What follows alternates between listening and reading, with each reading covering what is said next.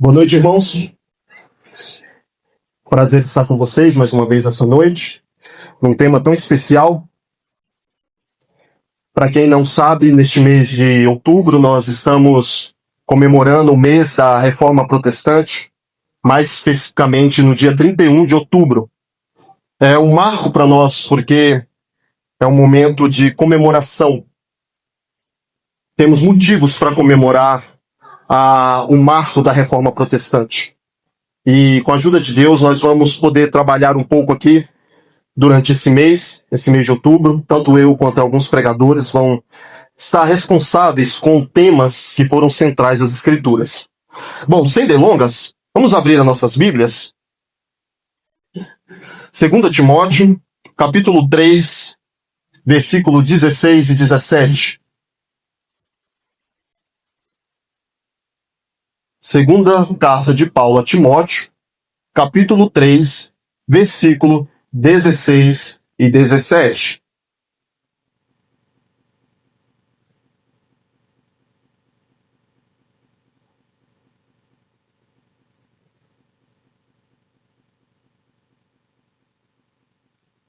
A igreja está cheia hoje, hein?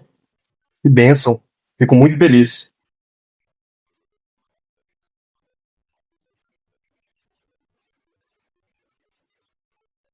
Todos encontraram? Segunda carta de Paulo a Timóteo, capítulo 3, versículo 16 e 17. Quase no finalzinho da sua Bíblia. Se você começar por Apocalipse e voltando, você vai achar mais rapidamente.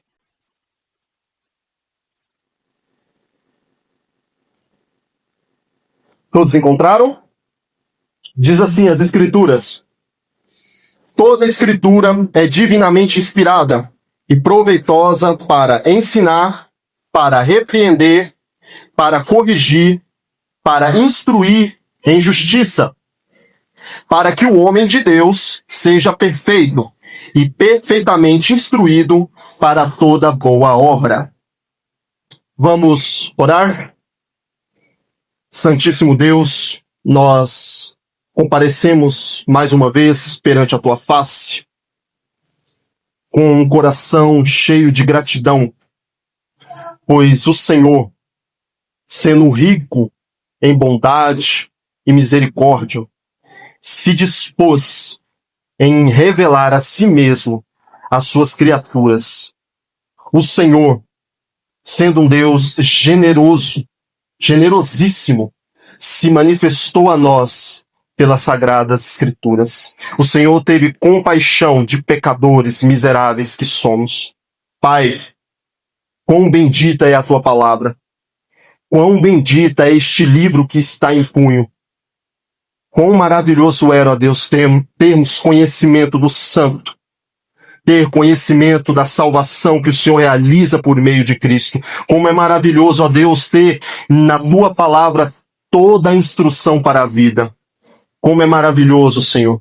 Nós estamos alegres, contentes e satisfeitos em Ti, por sua doce disposição em se revelar a nós.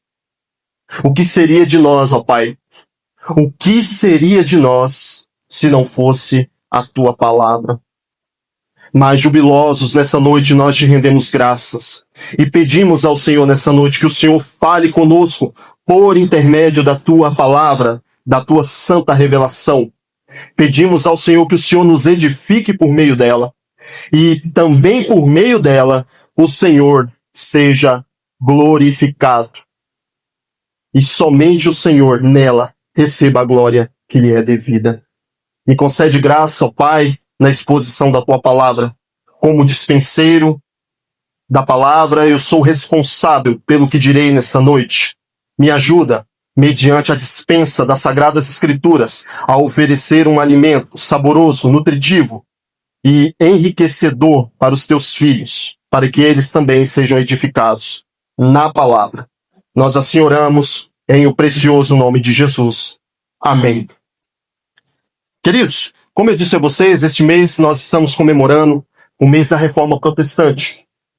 Para nós é motivo de comemoração essa data, porque essa data ela é marcada por um marco histórico de redescobertas de verdades divinas. Nós não estamos aqui comemorando somente acontecimentos, homens. A ideia nossa principal não é essa. Mas nós estamos comemorando a redescoberta de verdades que por muitos séculos ficaram ocultas.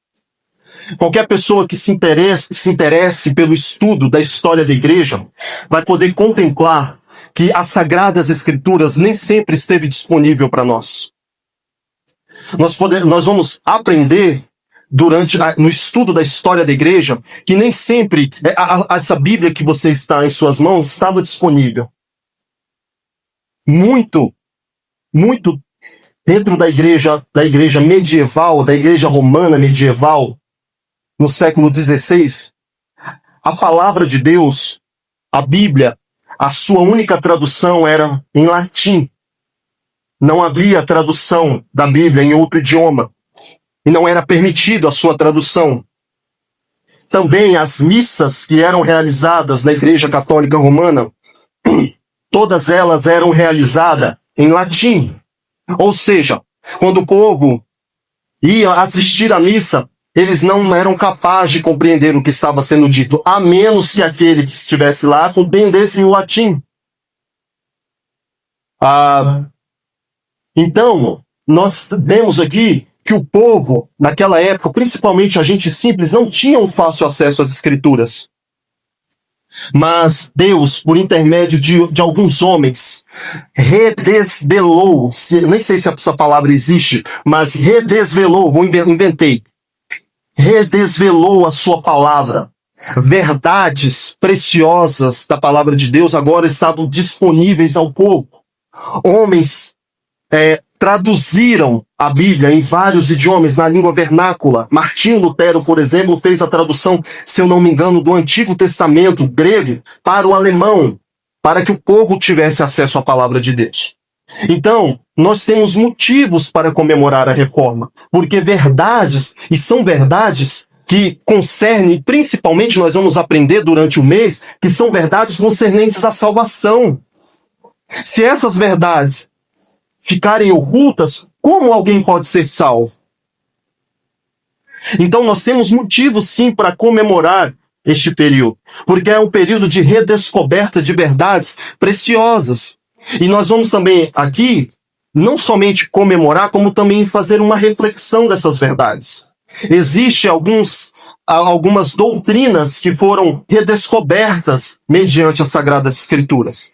E eu estou responsável com os irmãos nessa noite pelo termo sola scriptura. Eu vou falar mais à frente o que isso significa. Enquanto alguns outros irmãos, se eu não me engano, o irmão Hamilton ficará com sola gratia, que é somente a graça. O irmão Júnior, somente Cristo.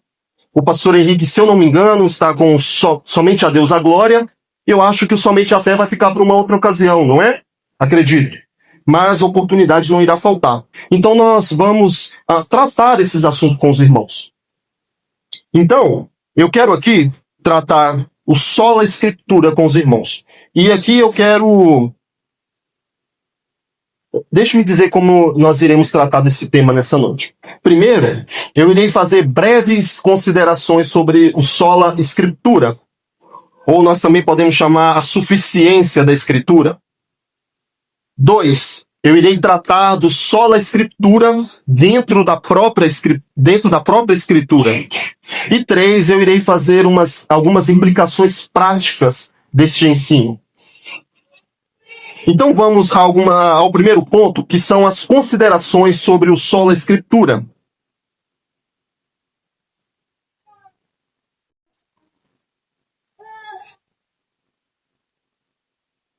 Bem, olha a primeira consideração que nós iremos fazer aqui é uma definição do sola Escritura.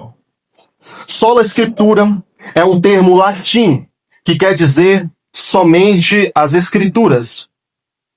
Isso significa, na verdade, o que podemos subentender com somente as Escrituras?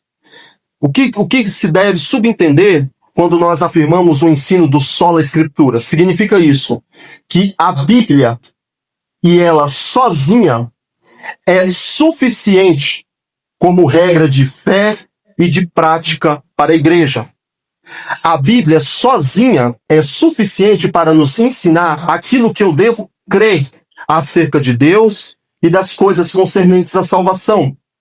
E como regra de prática, a Bíblia é a única autoridade que determina como é que eu devo andar, como é que eu devo viver. Então, sola Escritura significa isso. Significa entender que só a Bíblia é a nossa autoridade de fé, ou seja, daquilo que devemos crer, e de prática, do modo como devemos viver. Essa é a definição básica aqui para nós do sola Escritura. Eu quero fazer então aqui uma segunda consideração. O sola Escritura é também uma reação aos abusos papais, ao abuso papal. Dentre os vários ensinos errôneos do catolicismo romano, os abusos da autoridade papal dentre os vários ensinos errôneos no catolicismo romano, a Igreja Católica afirmava que a autoridade divina procedia das Escrituras e da tradição. O ensino católico ensina que aquilo que devemos crer como autoridade divina é a Bíblia, mais a tradição. E por tradição nós devemos entender aquilo que os padres, os concílios e o padre determina.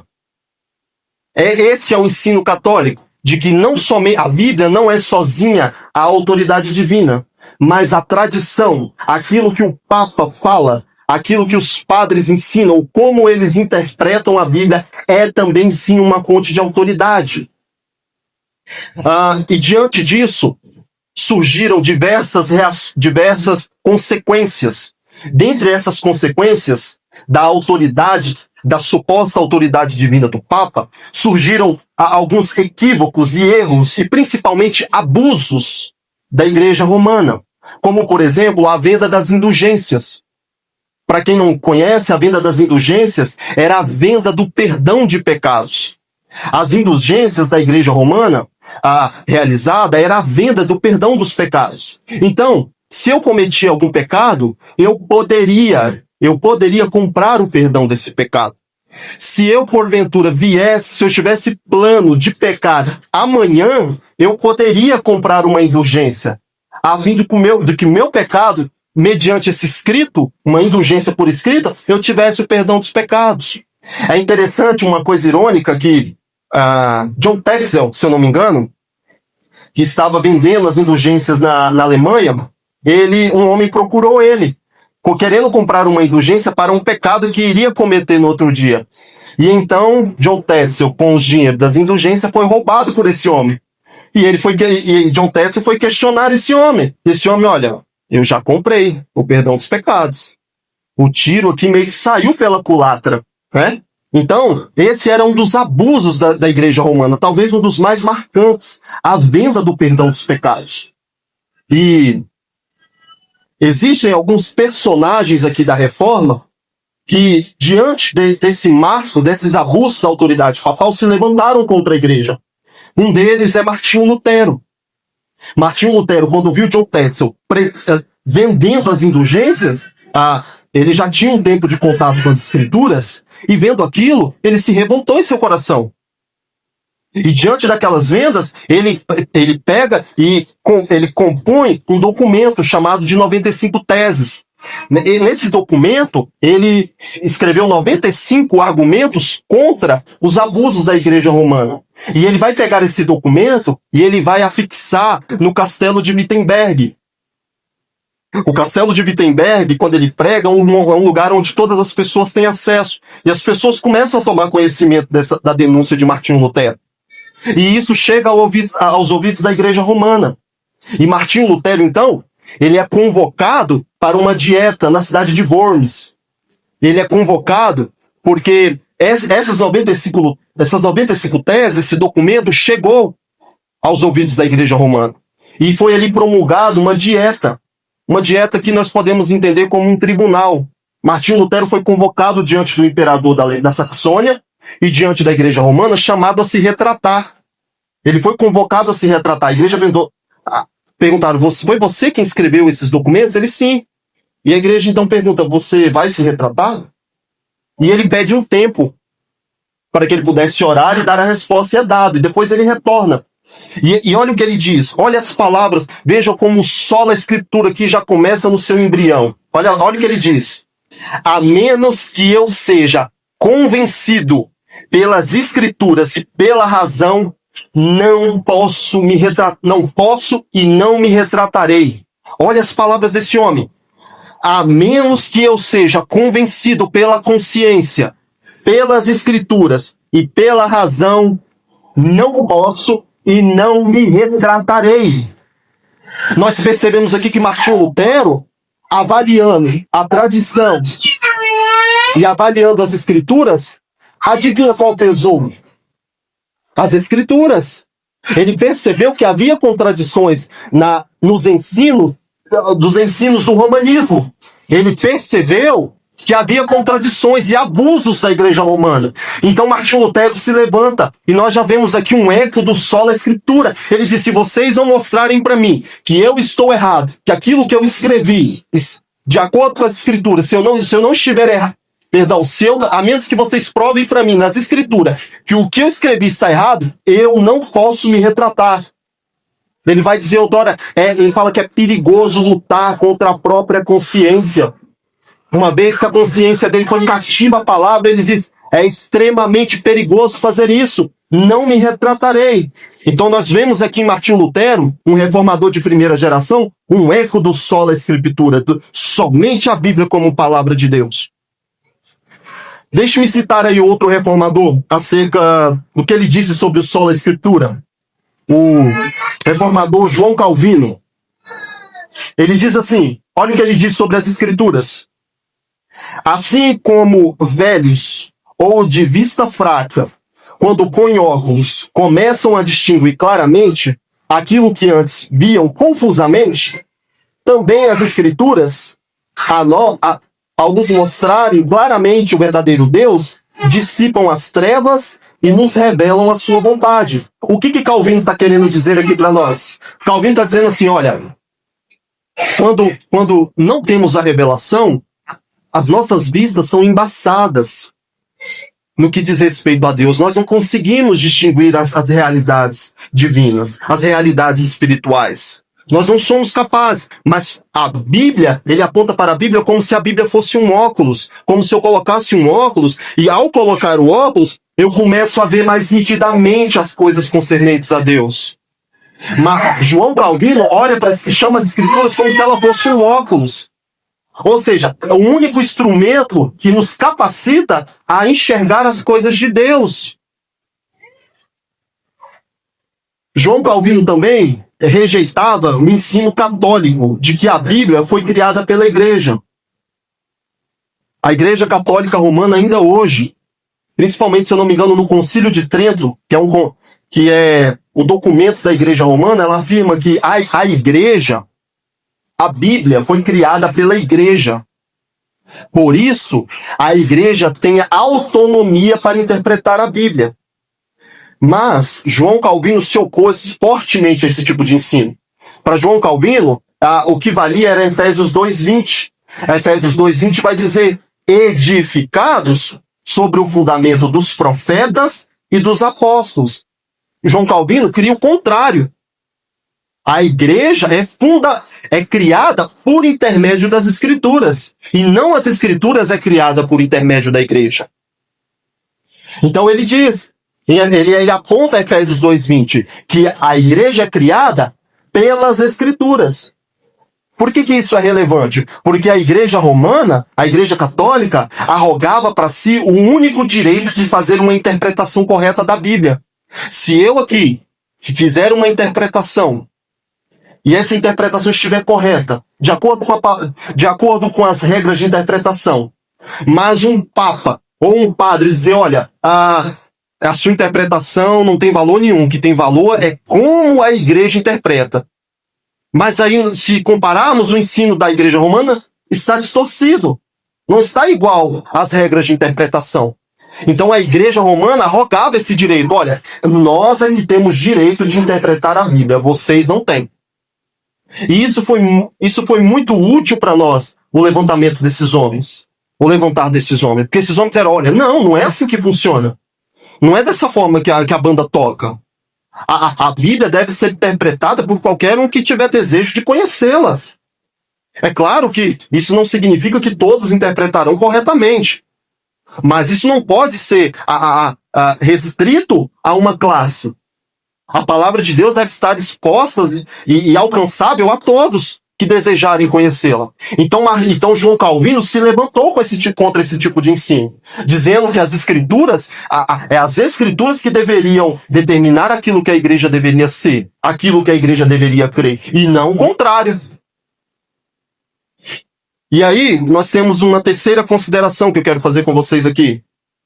O sola escritura é o fundamento dos demais solas que serão abordados posteriormente. Somente as escrituras, nós podemos olhar somente as escrituras como se ela fosse um tronco de uma árvore. Imagine que o sola escritura é um tronco de uma árvore. E as demais doutrinas, os demais ensinos da palavra de Deus são os galhos, as folhas e os frutos. Todas essas doutrinas, todos esses galhos, essas doutrinas cristã, ela precisa estar sustentada por esse tronco, que é o tronco da palavra de Deus. O sola escritura é que vai dar vida ao solos Cristo, somente Cristo. É o sola escritura que vai dar vida ao somente a graça de Deus. Porque os pregadores aqui posteriormente vão fundamentar o que eles dizem no sola escritura. As suas abordagens serão de acordo com o texto bíblico, com sola escritura.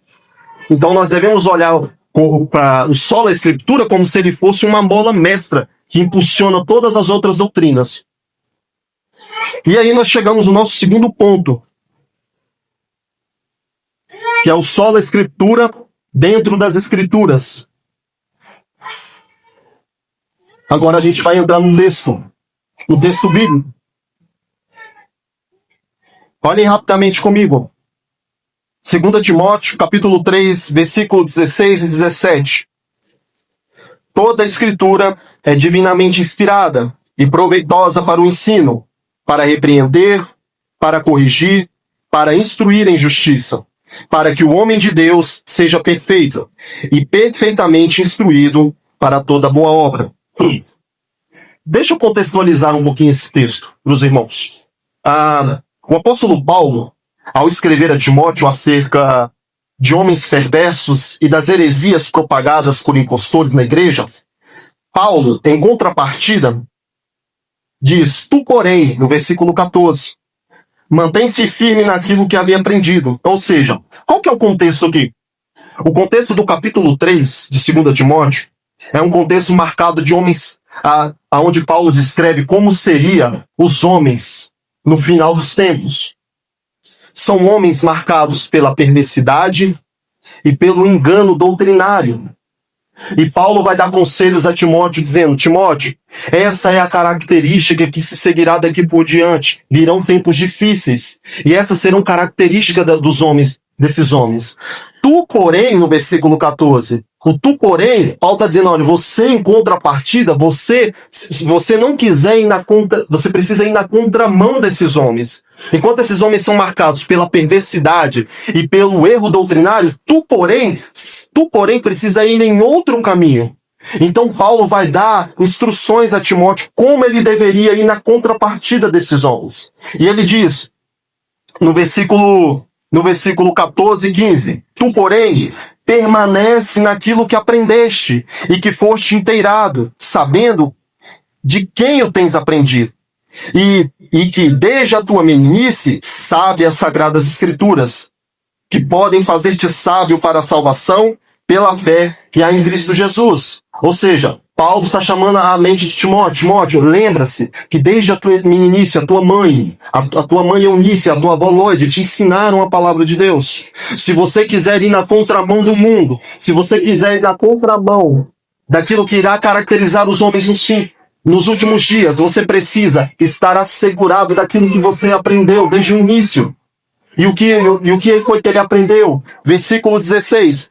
Toda a escritura é divinamente inspirada. Paulo chama a atenção de Timóteo para voltar-se às escrituras. Olha, Timóteo, se você não quer ser caracterizado pelo enganador, por alguém que ensina falsas doutrinas, ou uma vida marcada pela perversidade, você precisa ir na contramão. Como? Pela Escritura.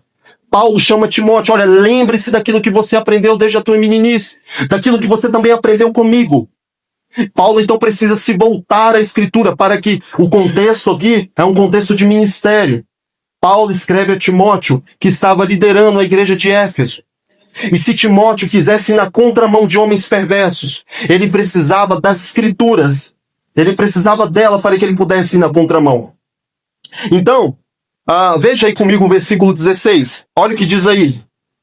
Paulo agora vai fundamentar, vai justificar o que ele disse para Timóteo no versículo 14 e 15, daquilo que ele aprendeu. Ele vai dizer, toda a Escritura é divinamente inspirada. O termo aí, divinamente inspirada, é uma palavra que vem do grego, theopneustos. A palavra que divinamente inspirada é um termo grego que significa theopneustos. O que significa isso? Significa soprada por Deus. Quando nós olhamos aqui para o versículo 16, a palavra inspirada pode, às vezes, nos causar um pouco de confusão. Mas a palavra aqui do grego significa um sopro de Deus. Paulo diz a Timóteo que as Escrituras, ela é um sopro divino. Timóteo deveria se voltar às Escrituras, porque ela é divinamente inspirada, ou seja, a procedência das Escrituras provém de Deus. Provém com esse Espírito de Deus. Então esse é o primeiro argumento que Paulo, a primeira justificativa que Paulo dá a Timóteo. A 2 de Pedro, capítulo 1, versículo 20 e 21, vai dizer assim. Perceba aqui que Pedro caminha junto com o apóstolo Paulo. Vai dizer assim, 2 de Pedro 1, do 20 ao 21.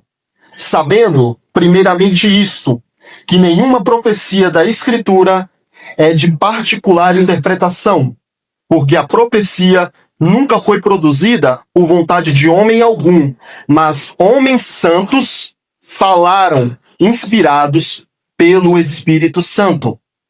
Não há contradição entre os apóstolos. Tanto Pedro quanto Paulo confirmam que as Escrituras, ela tem uma procedência divina.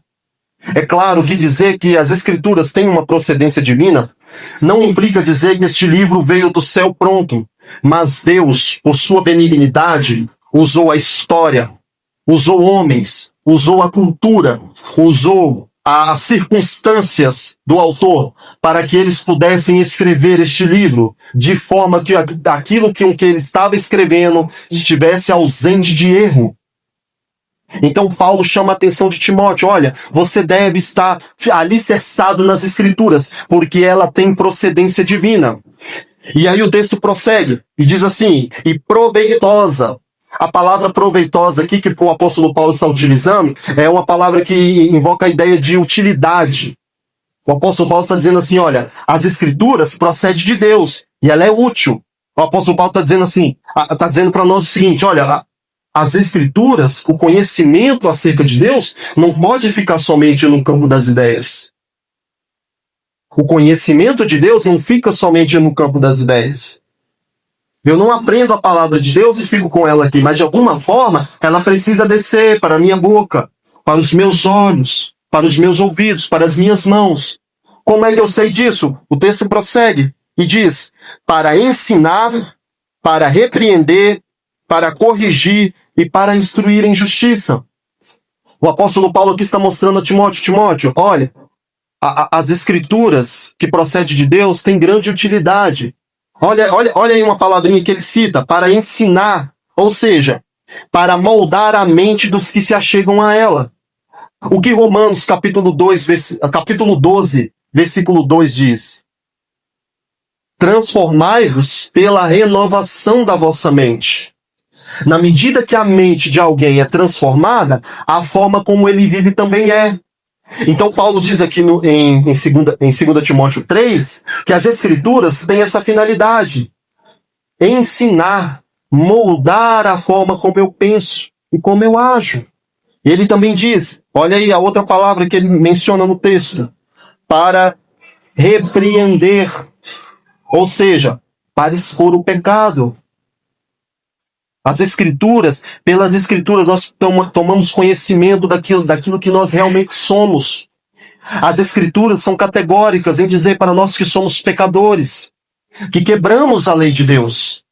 As Escrituras é útil para nos mostrar a nossa vileza, a nossa condenação, a nossa inimizade com Deus. E não somente isso, o texto continua, para corrigir, ou seja, para conduzir ao arrependimento. As Escrituras não somente mostram o problema, ela mostra também a solução. Ela mostra que nós devemos nos corrigir em nossos caminhos tortuosos. Percebe, irmãos? Escritura. Ele não está dizendo sonhos, não está dizendo revelação, não está dizendo uma epifania, não, está dizendo, o apóstolo pode dizer, Escritura. Nas Escrituras nós temos essas informações. Notem outra palavra aí que o apóstolo Paulo utiliza. No versículo 17. Para que o homem de Deus seja perfeito. Se atentem aí com essa palavra perfeito. Essa palavra aqui não significa perfeição moral. Paulo não está ensinando que as Escrituras ensina que por intermédio dela nós podemos viver sem pecado. Uma vida de perfeição moral. As Escrituras não ensinam isso. As Escrituras ensinam maturidade. A palavra perfeito aqui carrega a ideia de equipamento. Carrega a ideia de equipar alguém para uma determinada tarefa. Para que o homem de Deus seja perfeito. Para que o homem de Deus seja equipado. Equipado para quê? Para toda boa obra. Para tudo que é concernente às coisas de Deus. Nós precisamos de sonhos. Nós precisamos ter uma visão deslumbrante de Deus ou da sua vontade acerca de algum assunto das nossas vidas? Será que nós precisamos? Talvez você se pergunte assim, Marcelo, eu estou com dúvida entre ser médico ou ser um policial. O que a palavra de Deus diz? A palavra de Deus nesse aspecto não é contundente. Ela não fala de forma categórica que você deve ser. Mas ela diz uma coisa interessante. 1 Coríntios capítulo 10, versículo 31, quer comais, quer comais, quer bebais, quer façais qualquer outra coisa, fazei tudo para a glória de Deus. Então qual que eu devo escolher? É muito simples. Como o seu coração se inclina em relação a essas duas profissões? Você acha que você tem mais a ver com ser médico? Então seja um médico, mas seja um médico que glorifique a Deus. Escritura. Eu não precisei consultar oráculos. Eu não precisei consultar gurus. Não há necessidade. Irmão Marcelo, eu estou com dificuldade. Se eu devo ou não devo escolher alguém para me casar. Eu estou com dificuldade. Quem eu devo escolher para me casar? Se você se atentar para as Escrituras, você irá encontrar o que a Bíblia diz daquilo que configura uma mulher de Deus. Você vai encontrar o que a Bíblia configura como um homem de Deus. Você vai ver características que o definem. Mas irmão Marcelo, tem 10 mulheres na igreja. Escolha uma, desde que ela queira você. Precisei dizer assim diz o Senhor? É claro que não. Bom, deixe-me fazer algumas implicações práticas com os irmãos. A primeira dela é o seguinte. O sola Escritura foi útil na reforma e continua sendo útil para todos nós neste tempo. Somente a Bíblia, como autoridade divina, continua tendo relevância para nós. Como? Primeiro, como eu já disse, Deus não se revela mais por intermédio de sonhos e visões proféticas. Não existe mais isso. Mas talvez você diga, mas Marcelo, o Novo Testamento mostra categoricamente homens que têm revelações, que têm sonhos. Ok, está certo. Aconteceu isso também no Novo Testamento. Mas lembre-se, o corpo de doutrina ainda não estava fechado. Essa Bíblia ainda não, esse corpo de doutrina que nós temos em punho ainda não estava fechado. Era perfeitamente aceitável que ainda houvesse revelações. É perfeitamente aceitável que houvesse esse tipo de dons dentro da igreja. Porque o corpo de doutrina ainda não tinha sido fechado. Mas uma vez que o corpo de doutrina foi fechado, não existe mais necessidade de revelações. Não existe. Perceba uma coisa interessante comigo, que o versículo 16 e 17, de uma forma implícita, demonstra isso para nós, a suficiência da Escritura. Olha o que o texto diz. Toda a Escritura é divinamente inspirada. Pule agora para o verso 17. Versículo 17. Para que o homem de Deus seja perfeito e perfeitamente instruída para parte da boa obra? Para um terço de boa obra? Não, ele está dizendo para toda boa obra. Eu já tive contato com algumas pessoas que disseram assim para mim, bom, mas e se Deus quiser que eu vá a um determinado bairro, em determinado bairro, pregar para uma determinada pessoa? Queridos, vê se nós temos a necessidade desse tipo de revelação. Pensem um pouco comigo. O que diz as Escrituras sobre evangelismo? Ide e pregai o evangelho a toda criatura. Eu não preciso de uma revelação para que eu vá em um determinado bairro e pregue para uma determinada pessoa. O que eu preciso é orar a Deus e pedir que Ele crie em minha mente uma mente evangelística. Para onde a porta for aberta, eu pregar. Se eu for lá no mercado e Deus me abrir a porta, eu pregue no mercado. Se for no meu trabalho, eu pregue no meu trabalho. Acho uma coisa interessante que o puritano John Owen diz, ele diz o seguinte: se a revelação ou a visão não estiver de acordo com a Bíblia, descarte ela. Mas se ela estiver de acordo com a Bíblia, descarte também, porque já está revelado. Qual a necessidade que temos? Qual a necessidade que eu tenho de pregar o evangelho a uma determinada pessoa em um determinado lugar por meio de uma revelação? Não. Eu tenho que criar em minha mente uma perspectiva evangelística. Eu devo estudar as Sagradas Escrituras e pregar o evangelho aonde Deus me abrir a porta. Pergunta: foi por intermédio de revelação? Sim, mas dessa aqui.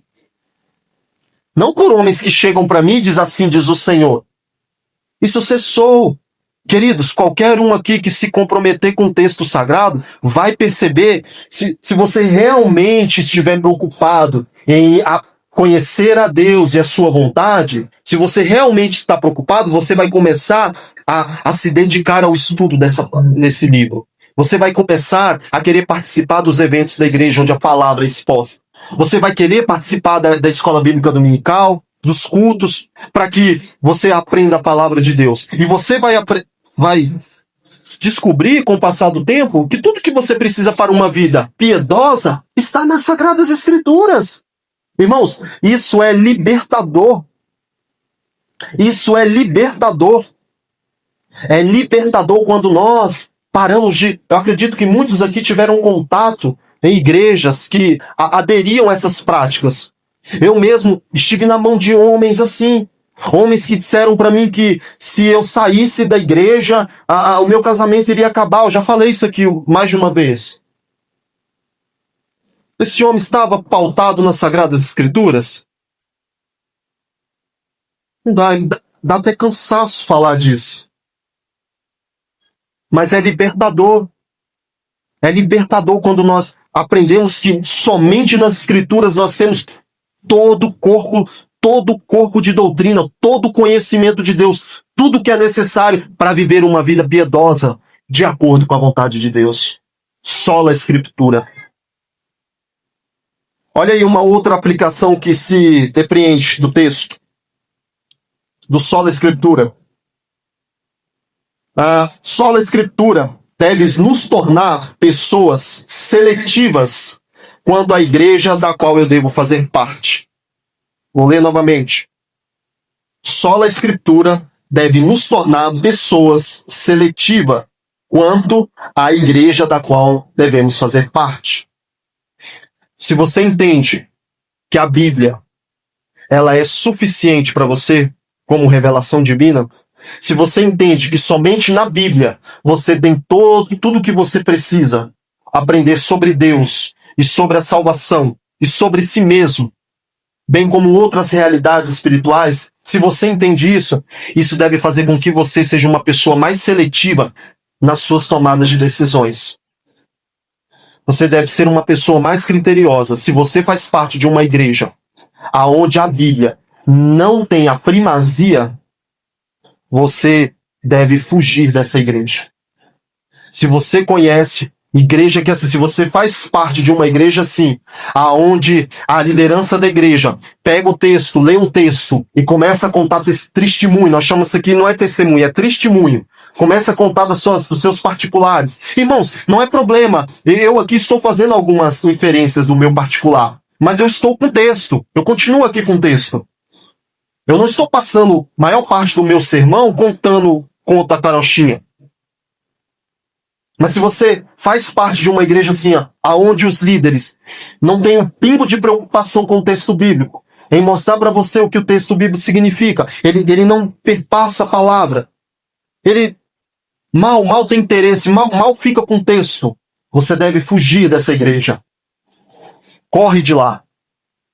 E não somente de homens que não tratam as escrituras com primazia, mas também existem pregadores que são bons oradores. Falam muito bem, tem uma ótima oratória, fala que impressiona. Tem gente que fica impressionada, mas quando você tem o solo escritura, quando você entende que as escrituras é o seu fundamento e você começa a prestar atenção, você não vê que não tem nada da palavra de Deus. Nada com que ver com as escrituras. Você deve fugir dessa igreja. Fuja dessa igreja. Essa igreja não será capaz de te orientar. Essa igreja não será capaz de te ajudar com os seus dilemas da vida. Você não terá uma liderança capaz de habilitar você, de equipar você para toda boa obra. Você deve fugir de uma igreja como essa, onde a Bíblia não é tratada com primazia. Eu estou bem recheado de aplicação hoje, hein? Segura. Outra aplicação que se depreende aqui. O sola escritura deve nos tornar... Hoje, a salvação de pecadores advém pelo sola escritura. O modo como Deus salva pecadores hoje é pelas sagradas escrituras. Vejam que Paulo diz a Timóteo no capítulo 4. 2 Timóteo. Avance um capítulo aí, capítulo 4. A partir do versículo 1. Perdão. A 2 Timóteo 3 mesmo, do versículo 14 e 15.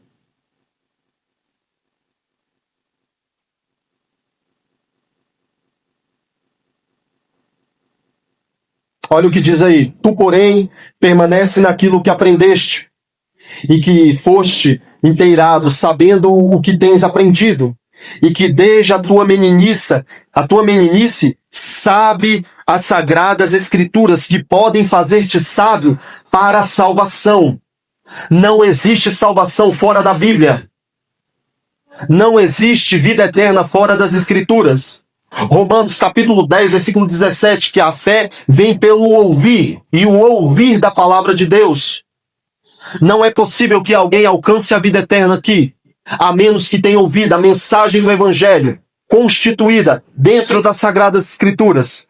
Não é possível que alguém tome consciência da sua natureza pecaminosa.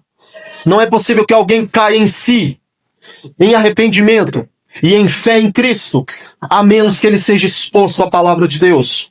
É impossível que alguém alcance a vida eterna, a menos que as verdades da palavra de Deus sejam expostas.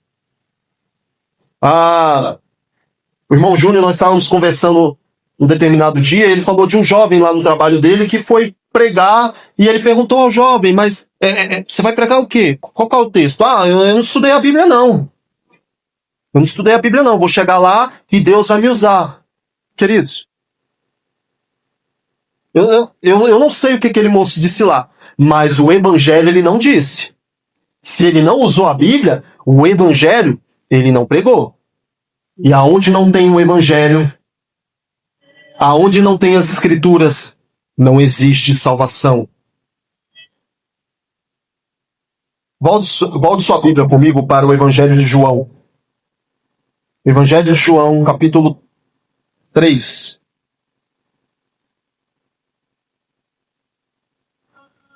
Evangelho de João, capítulo 3.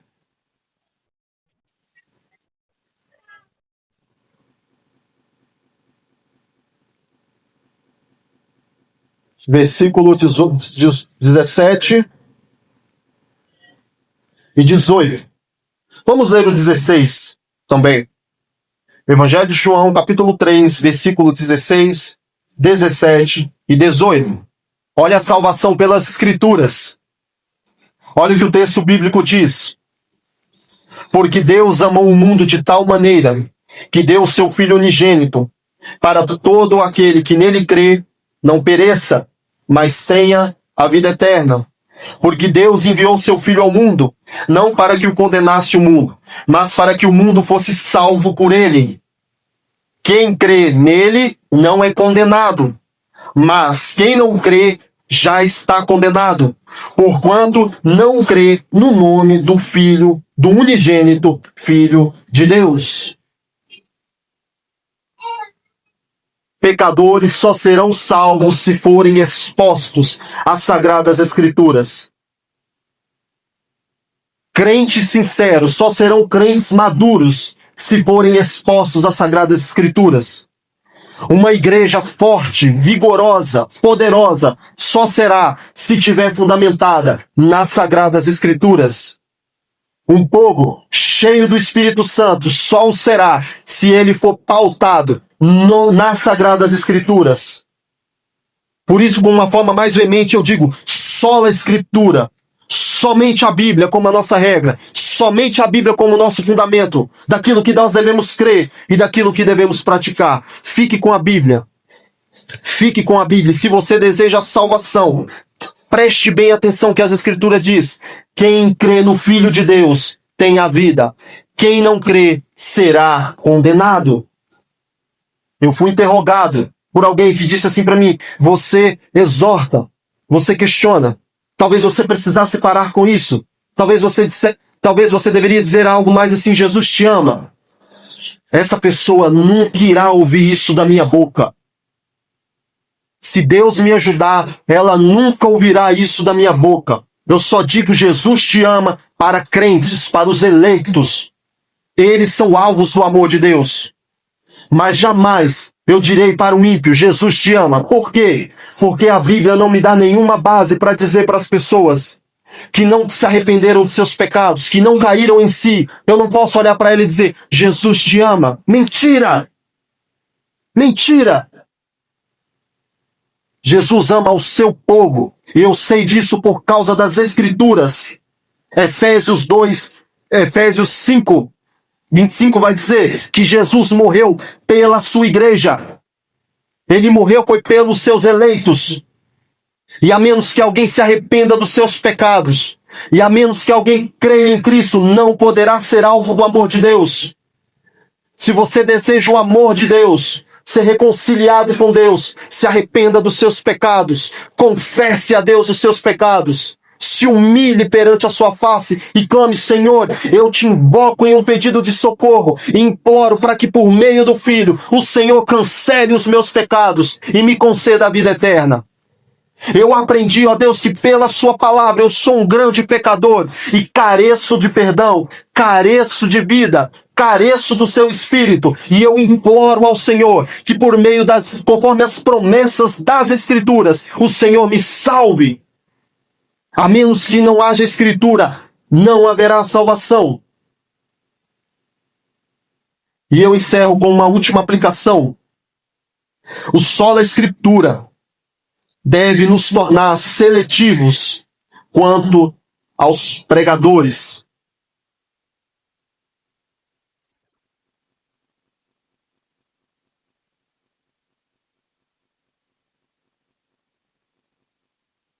Qual é o tipo, qual é a expectativa que eu tenho que nutrir quando eu estou ouvindo um pregador?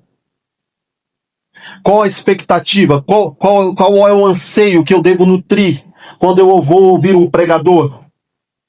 Ele é alguém que expõe as Sagradas Escrituras? Ele é alguém que expõe a palavra de Deus de forma fiel?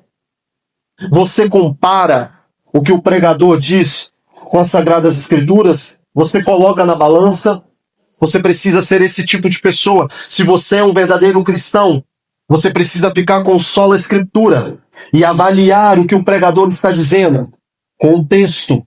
Se o que ele está dizendo procede, então ele é um pregador que procede de Deus. Mas se o que ele está ensinando não procede, fuja também deste pregador. Fuja do tal.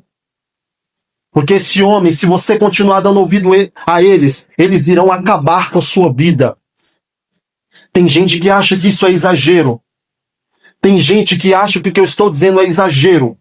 Eu vou dizer a você, tem muita gente no inferno que queima um fogo que não se apaga, porque passou a vida inteira ouvindo charlatões, homens que deturparam as Sagradas Escrituras, que não abraçaram sola a Escritura, que não tiveram a Bíblia como suficiente. Esses homens conduziu essas pessoas ao inferno, porque o Evangelho ele não pregou a elas. E essas pessoas agora estão no inferno, sofrendo eternamente, porque não foram expostas. Você deve ter cuidado com os tipos de pregadores que você ouve na televisão, na internet. Aqui também, não é porque nós estamos aqui que não há perigos, podemos convidar alguém. Um pregador também de fora, devemos avaliá-lo pelo crivo das Escrituras. É essa a expectativa que nós devemos nutrir quando nós estamos com o texto bíblico, com os pregadores. E eu faço aqui eu disse que aquela última, mas não, era a penúltima, perdão. A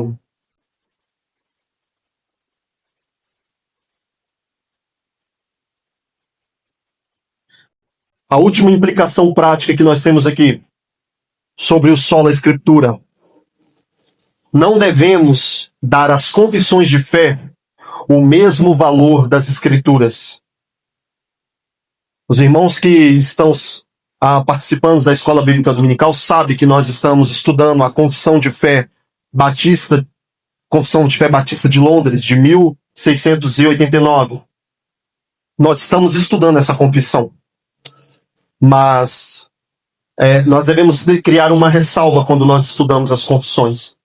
Porque as confissões de fé, ela não tem o mesmo peso das Sagradas Escrituras. A Bíblia atribui às Escrituras inspiração divina. Mas as confissões não possuem inspiração divina.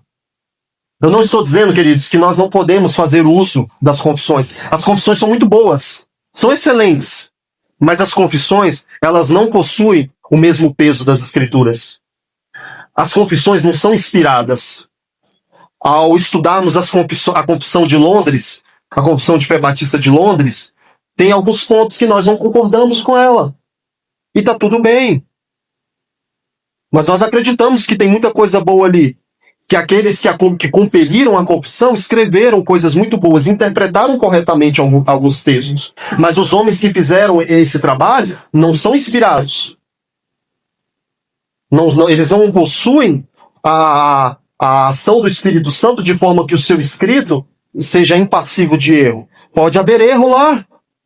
Então nós devemos, ao estudar as confissões, nós devemos estabelecer esse critério. As confissões de fé são muito boas. São excelentes manuais para nos ajudar a compreender as Escrituras. Mas eles não têm o valor das Escrituras Sagradas. Eles não são inspirados. Há pessoas que não adotam confissão de fé de hereges.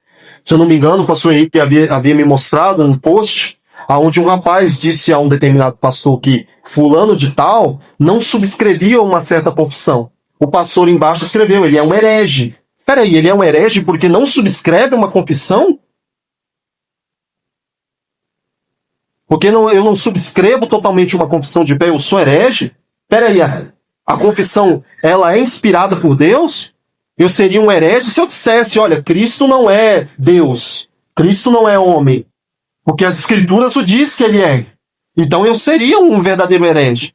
Mas eu não me torno um herege porque eu não subscrevo uma confissão de fé. A confissão de fé não é inspirada. Podemos fazer o bom uso dela, mas sempre com essa cautela, para que nós não venhamos dar a ela o mesmo peso das Sagradas Escrituras. E eu concluo com vocês com a seguinte frase: o sola Escritura é um princípio estabelecido pela própria Escritura, que ensina que a Bíblia sozinha é suficiente nos assuntos concernentes a Deus, ao homem, a salvação e a piedade. A igreja, se quiser ser uma igreja de Deus, deve estar solidificada na suficiência da Bíblia e nada mais. Vamos orar? Precioso Deus, nós rendemos graças ao Senhor mais uma vez por este momento, aonde a Tua palavra foi exposta nessa noite. Nos ajude, a Deus, a nos apegar à Escritura. Nos ajude a ter ela somente, sozinha, suficiente como a nossa regra de fé e prática. Nós não precisamos de gurus, de homens que desvelam o futuro. Nós precisamos daquilo que o Senhor já manifestou pela revelação escrita da Tua palavra. Eu peço ao Senhor que o Senhor possa incutir em nossos corações um anseio firme e resoluto pela palavra. Faz com que os nossos corações, ó Deus, queime pela palavra. Nos ajude na semana a nos dedicar muito a este texto, porque só aqui, ó Deus, poderemos conhecer quem o Senhor é e o que o Senhor faz. Somente aqui nós teremos vida e vida com abundância. Ajuda-nos a estar satisfeito com as Escrituras. Ajude-nos a dedicarmos a ela e nela também glorificar o nome do Senhor. Essa oração eu faço a Ti, em o precioso nome de Jesus. Amém.